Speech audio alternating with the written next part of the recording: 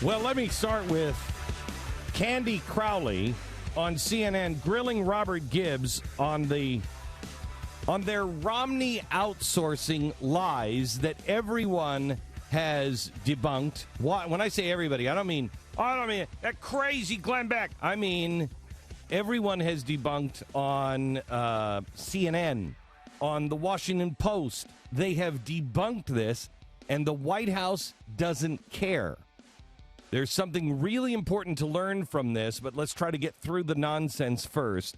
And then I'll tell you what we take from this.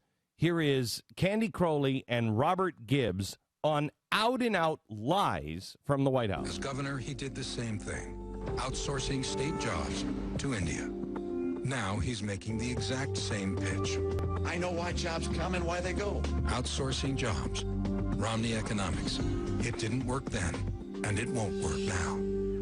You all have invested very heavily in the Bain Capital element of trying to convince people of what Mitt Romney is about. And yet this particular ad got 4 Pinocchios from the Washington Post, which is not true. And this is what factcheck.org had to say. We found no evidence to support the claim that Romney, while he was still running Bain Capital, shipped American jobs overseas. Well, you now have a similar ad out. Why do you keep with that? I would say that factcheck.org ought to read the Washington Post, which is the one that came up with a report that said, looking at SEC filings, that Mitt Romney and Bain Capital were pioneers in outsourcing. It's also the publication which said it was a flat-out lie. It's also the organization that said, 4 Pinocchios, this is not true. It is so bizarre that they continue to cite the Washington Post, which called it a lie. I'll explain in a second. They ship jobs all over the world that could and should have been. Mitt Romney was, yeah. But their point is that in fact, Mitt Romney was not running Bain. He had cut ties and gone off. That also is not true, because Mitt Romney was the head and sole owner of Bain longer than Mitt Romney has admitted to being the sole owner of Bain. But let's understand this, because we saw this a little bit again this week. We've got a guy who believes and has been a pioneer in outsourcing jobs. And quite frankly, he offshores most of his own personal investments, presumably to shield them from taxes. Candy, I don't know about you. I pick a bank because there's an ATM near my home, right? Mitt Romney had a bank account in Switzerland. He's got a shell company. Nothing illegal, right? Well, you're not charging that he's done anything illegal with any of this. Candy, nobody knows why he has a corporation in Bermuda. Yet if you say, for instance, I don't know if Barack Obama's Muslim, oh my gosh, you're a racist. You're one of the worst people ever born on this planet. But they don't know if he's done anything illegal. No proof. There's no indication. There's no evidence. Well, I don't know. They can just throw that smear out there. I don't know. I don't know if he's done anything illegal. Are you ready for this? Do you remember what they said when I said, I'm just asking the question? Yeah. Shouldn't we have answers to this? Do you remember what they said about me? All he's saying is, we don't know. I'm just asking the question. Shouldn't somebody be asking this question? That's incredible. It is. Why he failed to disclose that on 7 different financial disclosures, why transferred it to somebody else's purview the day before he became governor of Massachusetts. The one thing he could do, Candy, to clear up whether or not he's done anything illegal, whether he's shielding his income from taxes in Bermuda or Switzerland, is to do what every other presidential candidate's done, and that's release a series of years of their own tax returns. Mitt Romney's father was the pioneer for releasing a series of tax returns. The best way to figure out if Mitt Romney's complying with American tax law is to have him release more of his tax returns. This is a guy whose slogan is Believe in America, and it should be business in Bermuda. That's what Mitt Romney's all about. Which is a great line, but again, there's no evidence here that any of the fact-checked organizations have found that A, he outsourced jobs or was present at Bain when that happened, and B, that he's done anything illegal. You've had a lot of advice from folks, Democrats, saying get off of this particular Bain thing. There's obviously some polling that shows, in fact, it's having some effect in some of the battleground states. Well, again, but why this is an ad that's based on a report that the Washington Post did. Okay, so I would encourage everyone to go to WashingtonPost.com and read that report. Okay, this is amazing, and here's what we should pull from this. The polling numbers, what she said towards the end, is the most accurate. that the polling numbers are showing that this attack on Romney is working in some swing states. That's all they care about, some swing states. This is not a president who is the president of the United States. He is the president of some swing states.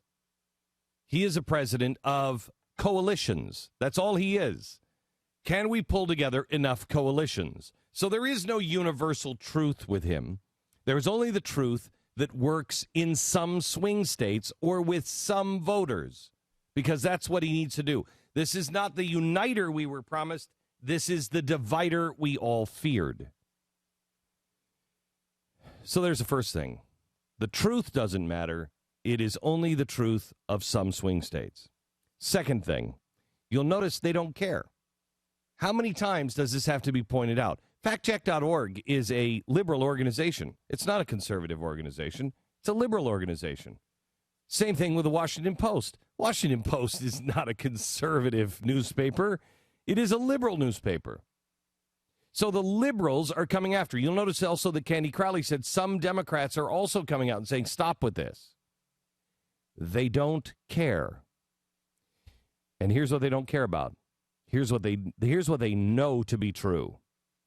Some Democrats don't make a difference. They don't care what some Democrats say. They don't care. Because some Democrats don't make a difference. They're easily pushed to the margins. And the Washington Post and factcheck.org and media organizations don't matter to them. They don't care. Why? Because they know that they don't matter to you. I will tell you that this is one of the hardest things that we have to deal with, because when you're constantly under attack, it's really difficult not to respond. And we say this all the time off the air and sometimes on the air, but it's almost impossible to do. Don't respond to them. We don't care. Don't care. They don't matter. These guys are living it. They know that the Washington Post only matters to the liberal elite, only matters to the media elite. But the media doesn't matter to the American people anymore. Only the stuff that punches through, if you say a lie loud enough and long enough, people start to believe it. So only the stuff that they just keep going through. Most Americans don't want to hear that their president is a liar. Most Americans don't want to hear that their president possibly is on the wrong side. Most Americans don't want to hear that their president is a Marxist. So they will avoid those things at all costs. The reason why they don't want to hear this is because we as Americans tend to see ourselves in others. We tend to see the highest possibility. We still respect the president of the United States, even if we disagree with him. We still respect that office. And we tend to see, just like we did on 9/11, when everybody gets together and they hold hands and they sing Kumbaya on the stairs of the Capitol, we all think, we all love America. We see ourselves, the highest self, in others. We don't think that other people are actually trying to destroy us. We don't think people are capable of that. And so we don't want to hear that our president is a liar because we don't think our president could be a liar. Even though we've had proof, president after president after president, that they are just like us, they do lie. So when somebody gets on like Robert Gibbs and can look the American people in the eye and say, Kenny, you don't know what you're talking about. Those are lies. Most people aren't going to go to the Washington Post. Most people are not going to noodle all of this. Remember, they're not going for the highest common denominator. They're going for the lowest common denominator. And the lowest common denominator will actually believe that nobody has the balls to look somebody in the eye and say, that's not true. Nobody has the balls to do that. How could they possibly say that? You think they're going to let them get away with that? Well, after a while, yeah. After a while, after you've beat the drum over and over and over again, and most of your press is complicit, after a while, it doesn't matter. Every time the American people see them, they're on defending it and saying, oh, listen, you go to the Washington Post, Candy, you don't know what you're talking about. What do you mean the president is a black man? He's not a black man. He's a white man. You know what? I tell you what. You go to this doctor, and this doctor, and you go, look, you go to, you know what's wrong with Americans?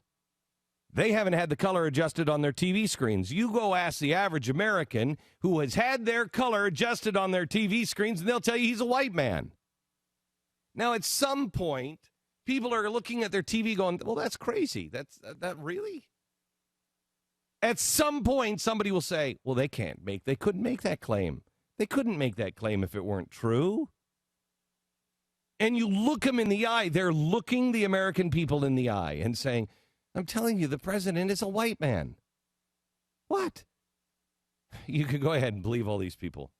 They know that they don't believe the press. They know that the Washington Post doesn't matter. They know that Candy Crowley, she's nothing. They know that she has no credibility compared to the office of the President of the United States. They have no credibility. They know that NBC doesn't have any credibility. They know how you feel about the press. All they're doing is confirming it. That's all they're doing. Candy, you got your facts wrong. And they're doing it with such audacity. The audacity of hope. They're doing it with such audacity that you don't, because you're a decent, God-fearing American, you don't think anybody has that kind of audacity to look you in the eye and say, I did not have sex with that woman, Miss Lewinsky. I didn't do it. And as long as they can keep us arguing on this stuff, they know the press doesn't matter. What you have to take away from this, two things. One, the truth doesn't matter to these people. And the lowest common denominator won't ever understand that. Because most people want the truth to matter, believe the truth matters, believes nobody is that evil in Washington. Oh, they'll talk a good game. But when it comes to their guy, when it talks about their senator, I'm not talking about Barack Obama. I'm talking about Republicans and Democrats, their senator, their congressman, anybody. Their guy's not the problem. It's the other guy that's the problem. And so they're blinded, willingly blinded. And that's what's happening here. Because the truth doesn't matter to them. And they know the one truth that we should know. The mainstream media doesn't matter either. Now, that doesn't mean that you have to keep saying the truth. But instead of defending, we should be pushing our own truth out. There was a great monologue done when I was on vacation by Dana Lash. She filled in for me on television, and last night I watched it. It's the only thing I've seen from last week on GBTV. I got in late last night. I popped in one monologue to watch it, and it was Dana, and she did it on culture, and it was absolutely fantastic.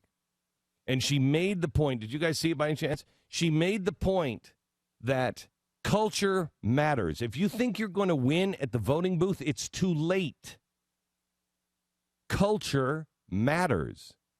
Music, movies, television, entertainment of all sorts matters. And we have surrendered as conservatives.